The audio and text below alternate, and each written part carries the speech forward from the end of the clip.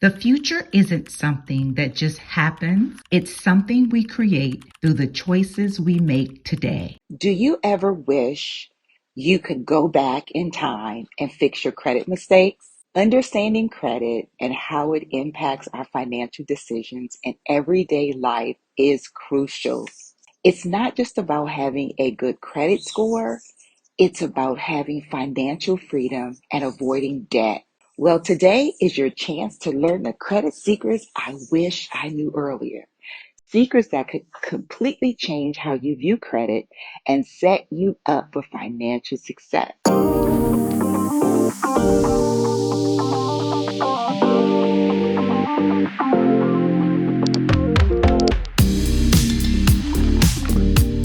Welcome, beautiful people. Lisa here, and welcome to Lifestyle and Legacy with Lisa. This is my brand new channel, and I am super excited.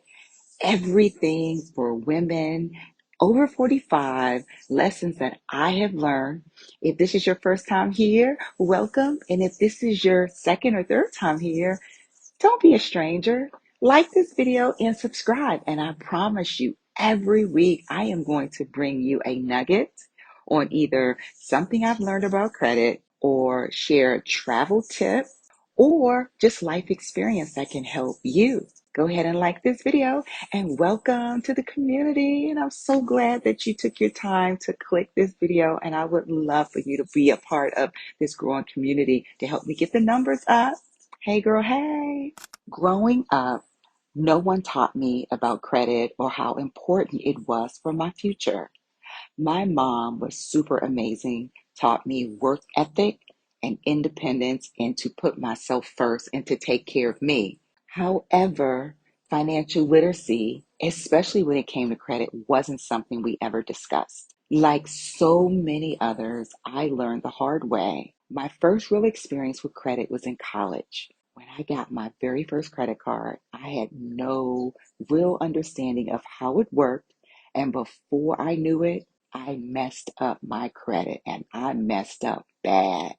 I didn't realize that those mistakes would follow me for years, making it harder to get approved for things I needed, like a car loan or an apartment.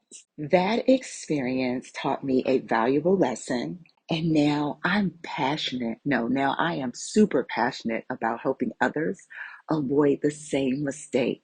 If you've ever struggled with credit or just never had anyone break it down for you, you're in the right place.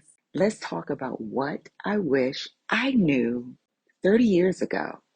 In today's video, I am going to share with you the credit secrets I wish I knew earlier.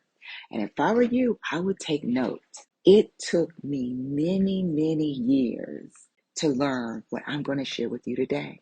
I love you guys, and I want to do everything to help you. So take notes to avoid the mistakes that I've made. Number one, I wish I knew the impact of credit inquiries. Too many credit applications can lower your score. Hard inquiries stay on your credit report for 2 years. Yes, 2 whole years. And multiple applications in a short time put up a red flag to lenders. When you fill out multiple applications in a short period of time, it brings up a red flag to the lenders. Tip: only apply when necessary and space out your applications. So since hard inquiries stay on your credit for 2 years, it's not until that next month after your 2-year anniversary that credit inquiry is wiped off of your credit report. For example, if you apply for a credit card in February of 2025, then February of 2027,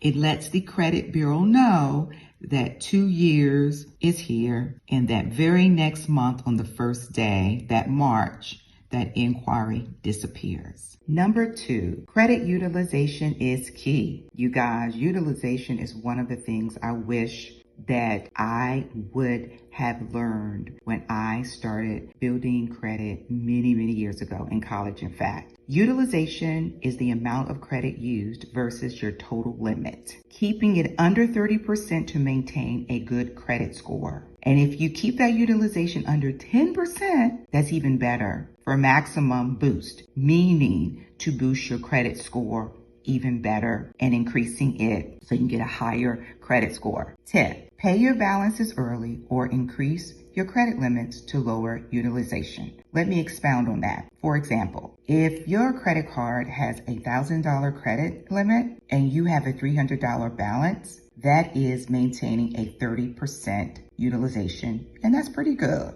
However, if you have a $100 balance, that's even better. That's a 10% utilization, and that will increase your FICO score. Or if you have a $300 balance on a $1,000 credit limit credit card, you can inquire about getting an increase of credit, offsetting that 30%. So if your limit is increased to maybe $2,000, that lowers your utilization and your credit score increases. But guys, if you ask for a credit limit increase, inquire if they have to pull your credit. And if they have to pull your credit, that would result in a hard inquiry, and you do not want to do that. Number 3, I wish I learned how to prioritize debt the smart way when I was in my 20s. So instead of paying everything off at once, use one of these strategies and you will not regret it. So the first strategy is called the avalanche method, and this is best for saving money. You pay off the highest interest debt first, like your credit card. Once that's gone,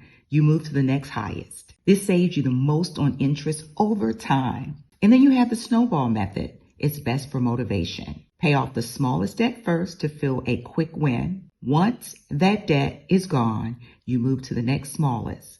This builds momentum and keeps you motivated. Number 4, why having too few or too many credit cards can hurt you, meaning your credit score. Too few cards limits your credit history and lowers your score, and having too many credit cards puts you at a higher risk, and the temptation to overspend can be pretty overwhelming. I found out this the hard way when I got my first credit card in college. I went on a spending spree, and man, I dug myself in a hole. You have to find the right balance. Have at least 3 active and well-managed credit accounts. Start out with 3 active, well-managed credit accounts. And then as you become very responsible, then you can increase those amounts. But make sure that you maintain a great utilization, you don't overspend, so that you can give yourself time to show that you're responsible and your credit score will reflect that. Number 5, the truth about credit scores. Your credit score isn't the same everywhere. You have a FICO versus a Vantage score. They're different models with different scores. Some lenders use older versions that look at credit differently. Tip, always check your FICO score. Most lenders use it when making decisions.